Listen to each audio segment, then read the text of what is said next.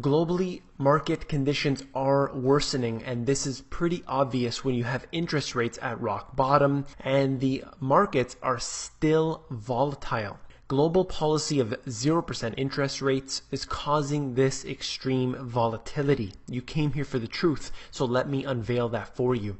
This right here is out of the Telegraph. How low can you go? Sweden cuts the interest rates to 0. They're not the only ones that have done this. Of course, many other countries around the world have chosen this same policy, and this is all since the financial crisis of 2008. And they joined Switzerland as another European central bank to slash the benchmark repo rates. And this has become yet another consistent policy that I've been watching over these past few years as countries have to continuously reduce the amount in the interest rates they pay. Now, there's multiple reasons why they do this. The number one reason I will suggest is that this is easy money policies. Now, it's not easy money for the individual because, of course, your credit card rate hasn't declined at all. This is money that the banks get. So this is a way to channel money from the governments and from these central banks which operate outside of the governments and funnel that into the hands of the bankers. It is quite the impressive scheme that they've figured out here. And of course, the mainstream financial analysts don't realize that. Somehow they believe that buying up toxic, what they call assets, debt instruments, are going to then allow them to support the economy. This doesn't make a single ounce of sense, and of course it is going to be doomed. It is meant to be doomed, and that is really what's going to happen when you have trillions upon trillions of garbage sitting there, and they're going to need that to be bailed out. Of course, there isn't enough money to bail it out, and that's when they allow us or try to get us onto this new currency system that they have put in place already. It's problem, reaction, solution, the Hegelian dialectic right at work, and we're watching this happen in advance. It's pretty easy. You don't need a crystal ball to see that. And right at the bottom here, they said the move is designed to increase lending and thus force prices higher amid worries about deflation.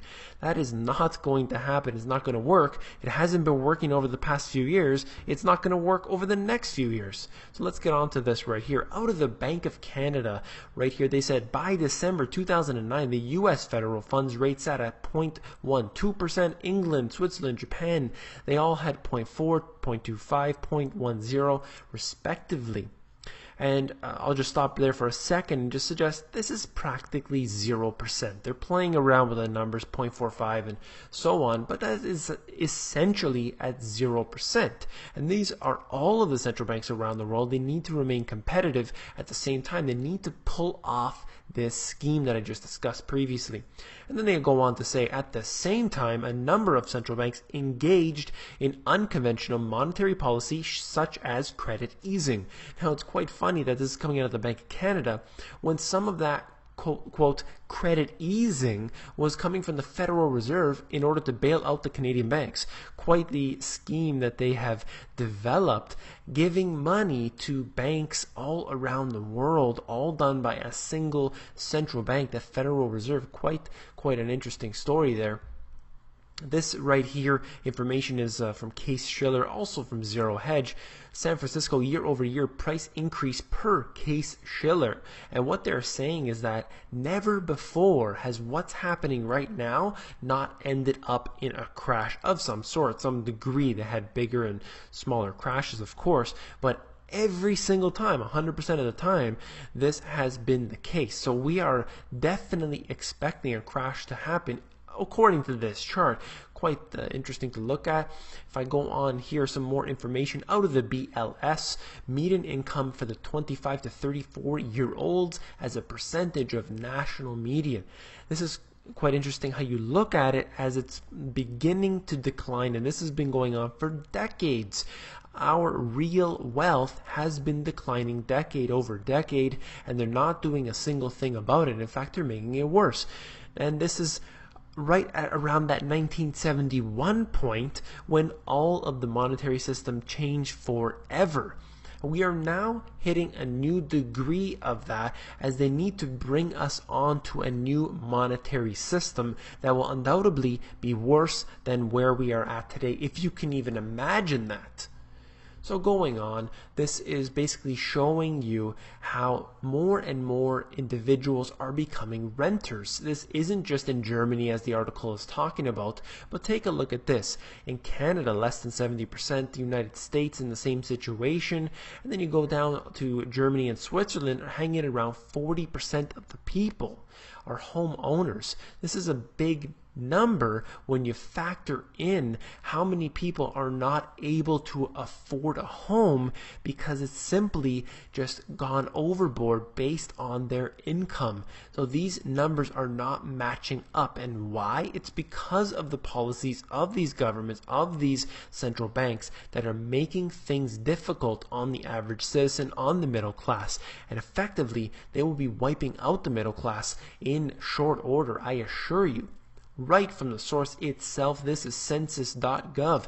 In the third quarter of 2014, the median asking rent for vacant for rent units was $756. What I'm trying to show you for this is that the rental prices are going up, but the income that people are making, in fact, is not really going up at all. And over the past few years, it hasn't gone up at all. It's decreased, in fact, as you look at it in real terms, of course. But look at this, even the rental price, which will never be calculated properly into their real fake CPI ratings, of course, does not show the extreme rate that this has been increasing over these past few years. The chart starts in 1995.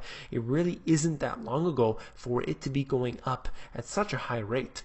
And in my book, I talked about this. The boom was fueled by the continuously lower interest rates and government policies that allowed virtually everyone to own a home, even when they couldn't actually afford the mortgages.